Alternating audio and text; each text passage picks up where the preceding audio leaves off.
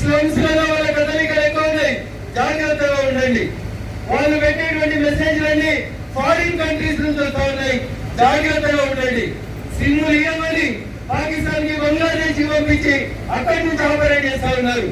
అందుకని రేపటి నుంచి మన నీడ మనతోటి కదులుతున్నట్టు, మన వెనకాలనే ఉగ్రవాదులు కదులుతున్నంత అప్రమత్తంగా మనం ఉండాల్సినటువంటి అవసరం ఇలా ఈ దేశానికి వచ్చింది.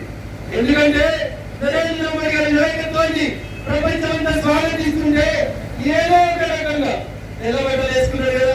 ఇంకా భూదళం అనేటువంటి కార్యక్రమాన్ని ఈ టెర్రరిస్ట్ లంపెన్ గ్రూప్ చేస్తా ఉన్నాయి.